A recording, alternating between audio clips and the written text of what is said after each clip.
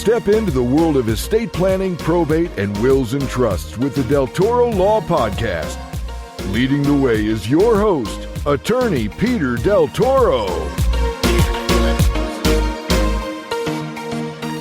Dive into the world of estate planning with a living trust attorney who breaks down the concepts of revocable living trust for us. Curious about how it works, its benefits, whether it's the right choice for you? Stay with us to unravel the mystery securing your assets and ensuring your wishes are honored.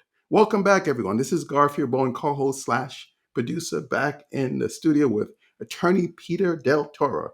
Peter, how you doing today? Great, Garfield. How are you?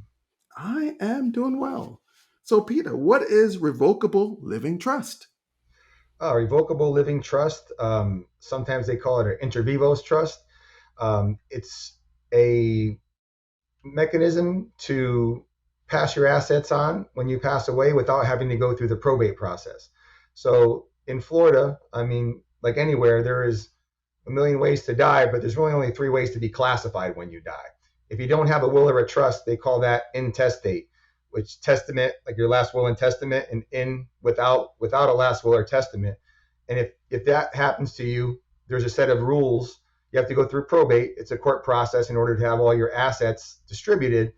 And there's a set of state default rules that everybody has. They're all the same for everybody. You don't want that. You worked your whole life for your assets. You want them to go where you want them to go.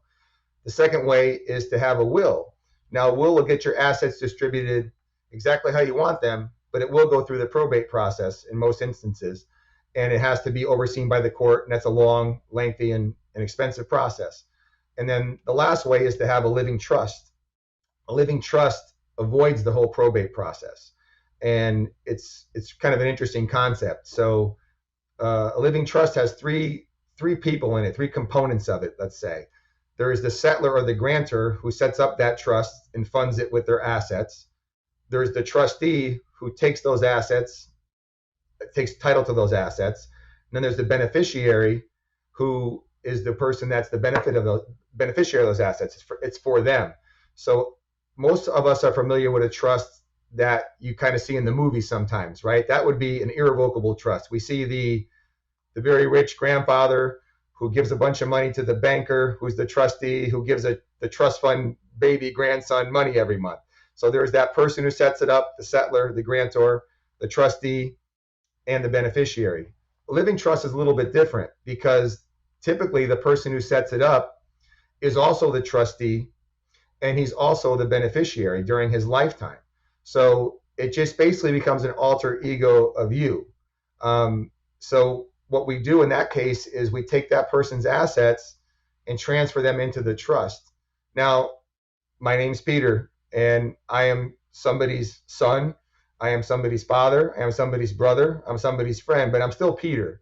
So what I'm doing with my assets is I'm taking my assets from Peter individually and giving them to Peter as the trustee of the trust.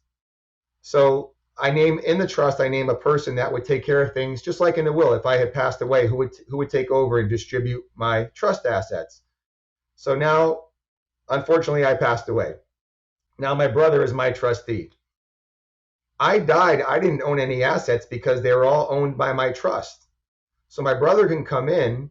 A living trust is revocable until I die. Once I pass away, those assets, the trust becomes irrevocable and it can only be distributed according to my wishes.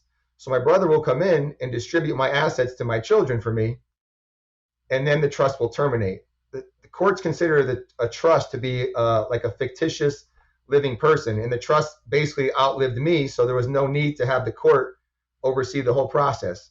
So it's kind of sometimes it's hard to wrap your head around, but it's a very effective tool to get your assets to your loved ones or wherever you want them to go without having to go through a court process and court overseen process, which is very quick and it's very inexpensive compared to probate.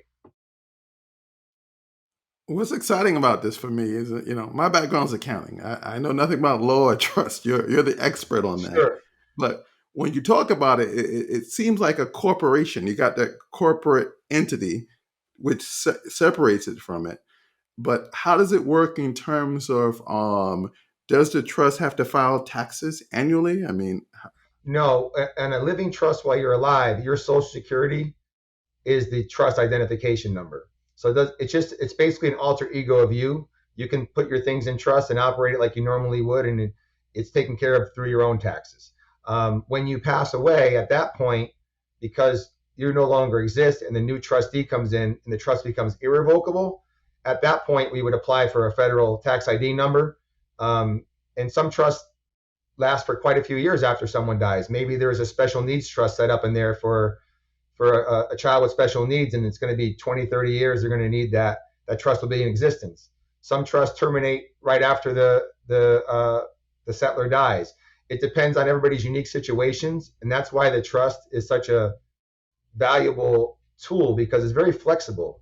Every situation, every family situation is different, and sometimes you need a trust, and sometimes you don't. And that's where we really have to sit down and talk about your unique situation, and make it right for you.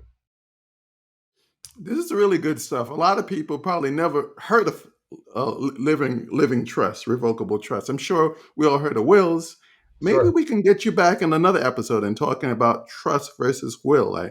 You think that'd be something that you'd love to talk about in the I'd future? love to talk about that. I basically, when every client comes in, my first rule and my first thing that I do is educate them on the differences. Like we spoke about at the beginning, there's intestate, there's testate with a will, and then there's a trust.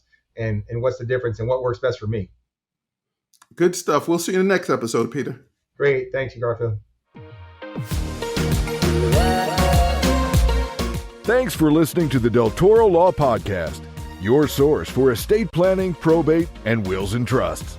For a complimentary consultation, visit deltoro.law or give us a call at 772-444-0101. That's 772-444-0101.